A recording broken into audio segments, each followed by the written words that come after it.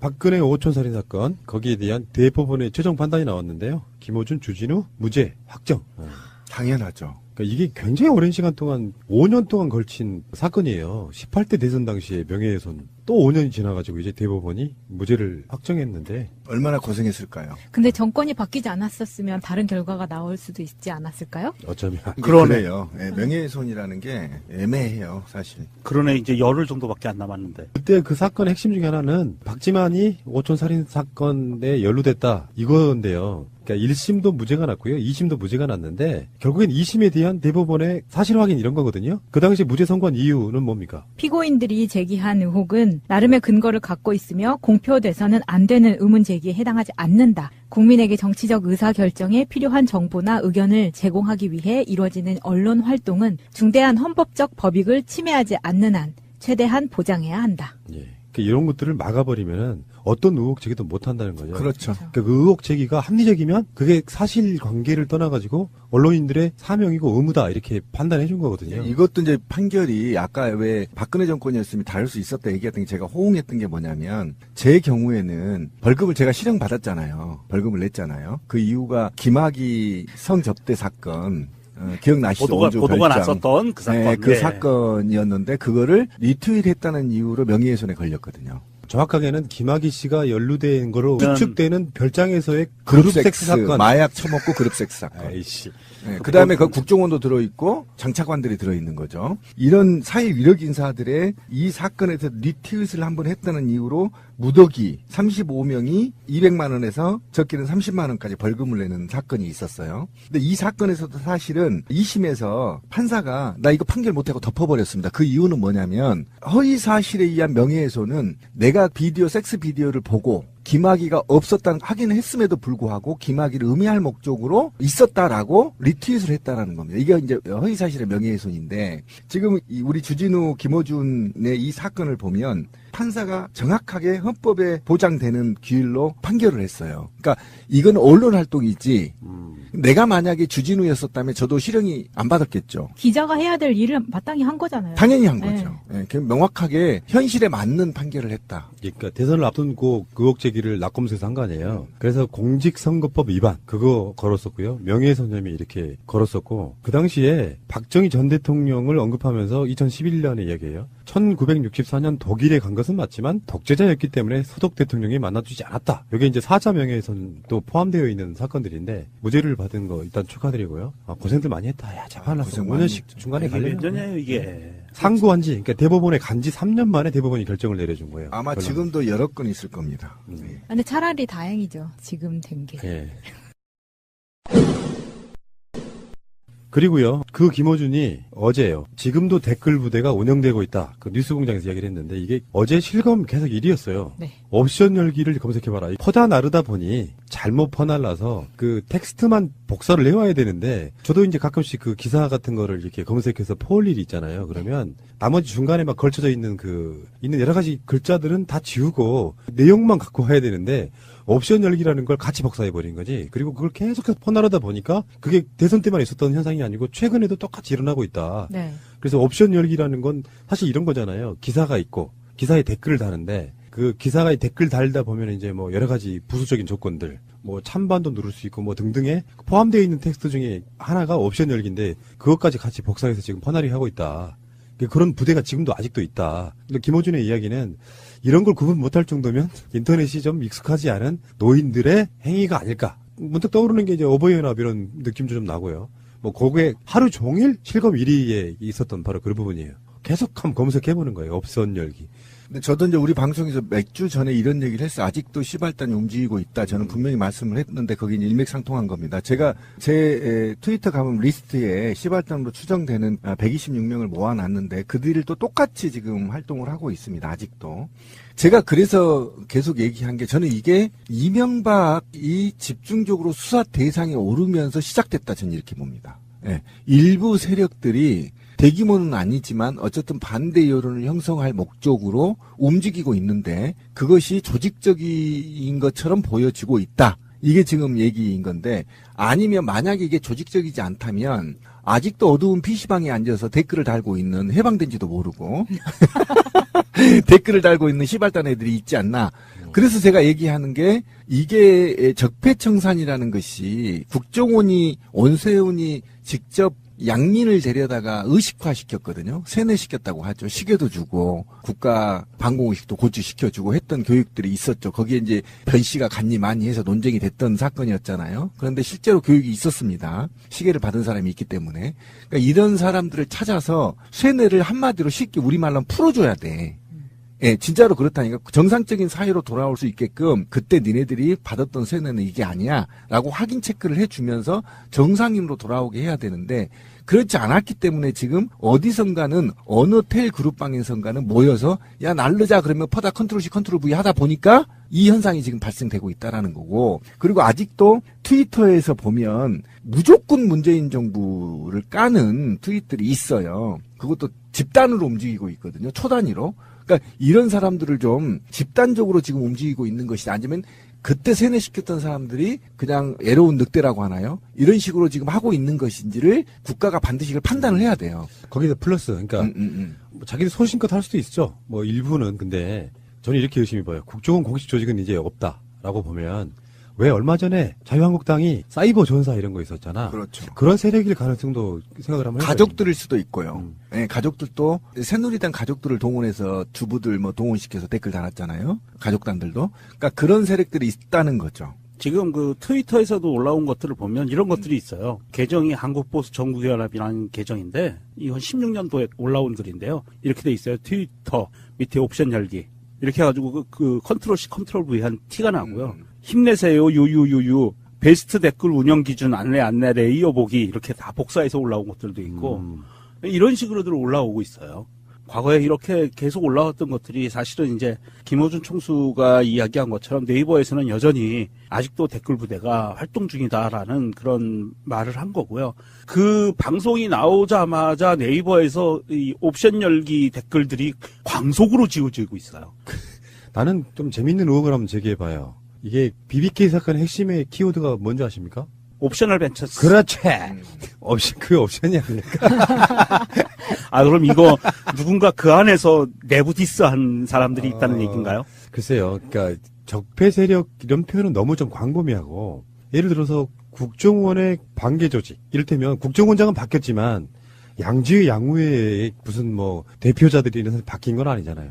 그런 것도 한번 의심해 볼 수 있고 가장 의심스러운 건 현재 자유한국당에서는 공식적으로 그런 활동을 할 가능성이 높고요. 아, 한다고 발표를 한 적이 있었거든요, 여름에. 이런 방식으로 사이버 전사. 네. 가장 비도덕적인 건 이런 거라고 봐요. 이렇게 한번 봅시다. 가장 좋은 건 정부 담당자가 직접 댓글 다는 건 어떤 의미에서도 부도덕하지도 않고 불법도 아니에요. 맞아요. 네. 어떤 정부의 무슨 정책이나 이런 것들에 대해서 해명하거나 알리는 거. 의무죠. 네, 의무죠. 네. 내가 기재부 직원인데 무슨 담당자다 이렇게 알리는 건 나쁘지 않아요. 근데 일반 국민인 것처럼 위장해서 뭐 정당 관계자도 아니고 일반 국민인데 그게 만약에 또 어떤 알바비를 받는 대상이라 그러면 다 불법이에요. 이런 조작은 굉장히 심각한 문제거든요.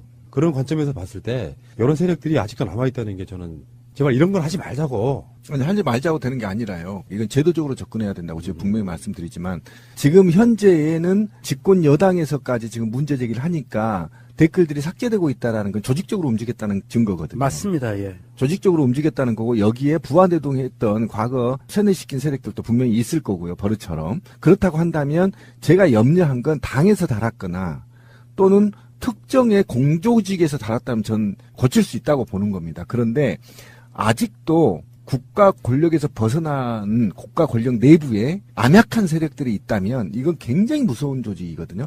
국정원이 붕괴됐던 이유는 바로 그 영포라인 같은 국가 권력에 벗어나 있는 세력들이 존재했고 그 세력들이 국가 권력을 사유화했다는 게 문제가 되는 거 아닙니까? 그 사유화를 해서 청와대까지 움직이게 만들었고 온갖 자살 사건을 유도하고 온갖 마티 사건을 만들어내고 온갖 특수활동비들을 이용했다는 거 아닙니까? 그렇다고 치면 아직도 나는 그들이 다 제거되어 있을 거라고 보지 않습니다. 이번에 판사들이 어쨌든 특검에 반기를 드는 것처럼 어느 한쪽에서는 분명히 싹트고 있다. 예. 또는 싹트고 있거나 기존의 적폐 세력들이 국가 권력에 벗어난 세력들이 숨어서 암약하고 있을 거라고 전 봐서 이들을 뿌리를 뽑아야 된다 전. 반드시 이 문제는 그냥 넘어갈 문제 아니야. 구체적으로 기사에 어떤 댓글이 달렸는지 한번 볼게요. 특검 박근혜는 블랙리스트의 공범 조윤선도 개입했다라는 기사에 달린 댓글. 옵션 열기, 개 돼지들에게 또 적폐 꿀꿀이족 한 바가지 떼거지처럼 달려드는 꼬라지. 옵션 열기 개돼지들에게. 굉장히 재밌는. 다음에 박근혜 삼성 갤럭시 어플도 직접 챙겼다라는 제목의 기사에.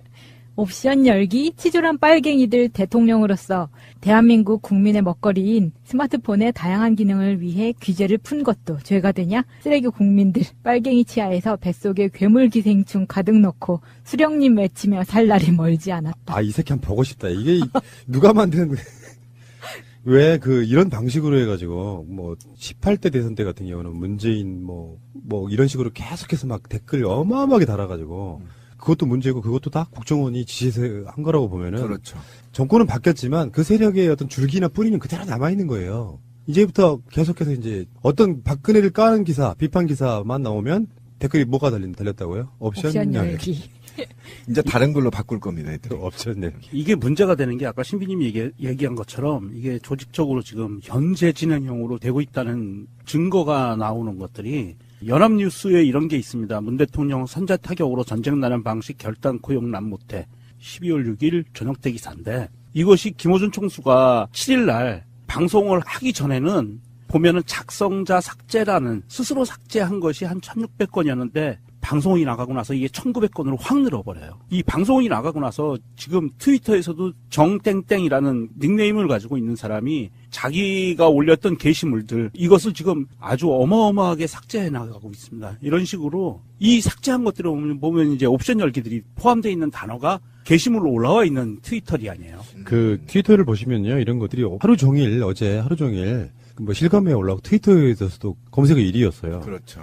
이런 거예요. 다 문재인 정부의 비난 쏟아내는 건데 옵션 열기, 공무원 수 늘리면 나라 2년 만에 망하고 최저임금 올리면 1년 안에 망한다. 법인세 인상하면 3년 안에 망한다. 그런데 문재인 이 인간은 이 세 개를 모두 같이 한다. 대한민국 끝났다.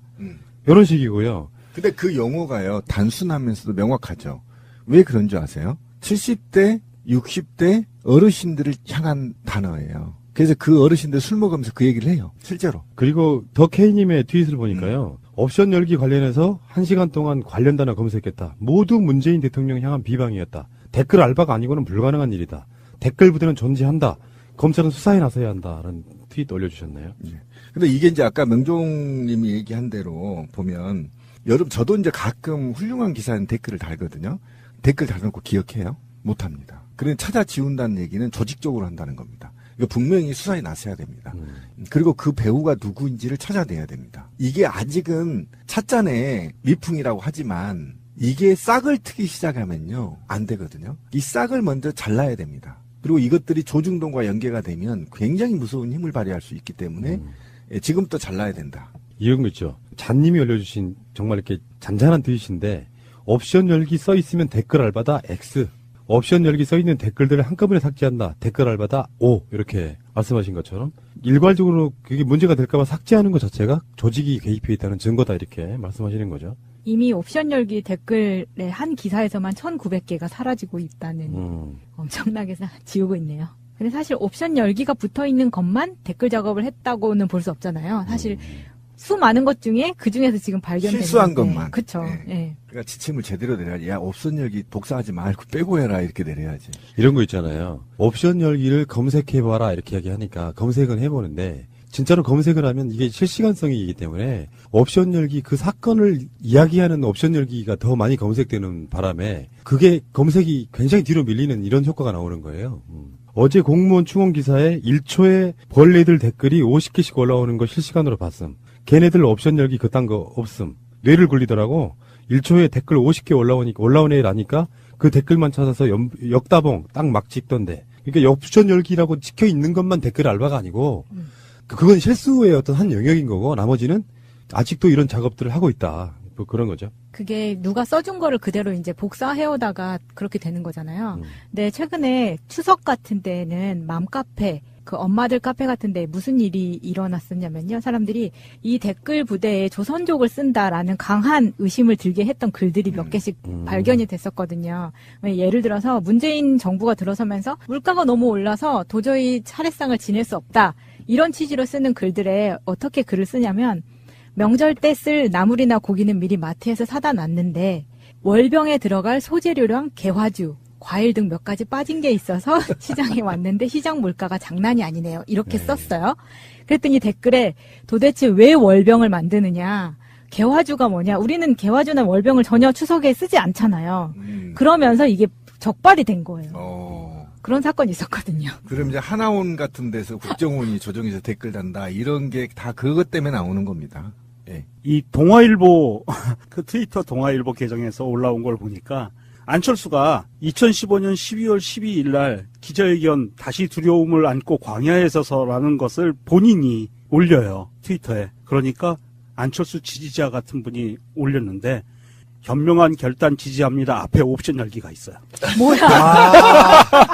그러면 자유한국당이나 옛 국정원 쪽만 하는 게 아니라는 거네. 그렇죠. 작업을 그렇게만 하는 게 아니라. 이간질을 하는 거죠. 알겠습니다. 그렇군요. 하긴 문재인 정부가 잘 못해야 이득을 보는 세력들이 자유한국당만 있는 건 아니었네 생각해보니까 아주 내가 순진한 거야. 알겠습니다. 꼭 알아야 할 어제의 뉴스. 문재인 대통령이 취임 후 처음으로 우리 군과 주한미군 지휘부를 청와대로 초청해 오찬을 함께했습니다. 먼저 JSA 북한군 귀순 당시 한미 장병이 정확하고 신속히 대응했다고 치하했습니다. 그러면서 한반도 평화를 지키기 위해 북한을 압도하는 힘의 우위를 갖춰야 한다고 밝혔습니다. 첨단 군사무기 개발과 한국형 삼축체계 구축 등 방위력 강화에 주력하라고 지시했습니다. 확고한 대북 억제력을 갖추는 것은 북한의 도발과 한반도의 전쟁 재발을 허용하지 않겠다는 강력한 의지의 표출입니다. 전시작전 통제권의 조속한 전환도 다시 한번 강조했습니다. 유사시 우리 군이 한미연합 방위태세를 주도해야 책임 국방을 구현할 수 있다는 겁니다. 굳건한 한미동맹을 바탕으로 전시작전 통제권 전환의 조건을 조속히 갖추어 나가야 합니다. 우리 군의 한미연합 방위 주도 능력을 확보하는 것이 관건입니다. 환골 탈퇴해 강한 군대로 거듭나라는 주문에 군은 내년을 국방개혁 원년으로 삼겠다고 다짐했습니다. 유사시 최단 시간 내 최소 희생으로 전쟁을 종결할 수 있는 새로운 작전 수행 개념을 발전시키겠습니다. 오찬에 앞서 육해공군 지휘관들은 북한이 화성 15형 발사에 이은 전략적 도발에 나설 가능성에 주목하고 평창 동계올림픽의 성공적 개최를 위한 군사 대비 태세를 확립하기로 했습니다. 탄핵소추 1년을 대하는 정치권 표정은 미묘하게 엇갈렸습니다. 더불어민주당은 탄핵은 대한민국 민주주의가 회복되는 계기가 됐다는 의미를 부여했습니다. 그것은 어느 정치사에서도 볼 수 없는 시민의 자발성과 민주성을 보였던 그런 명예로운 혁명이었습니다.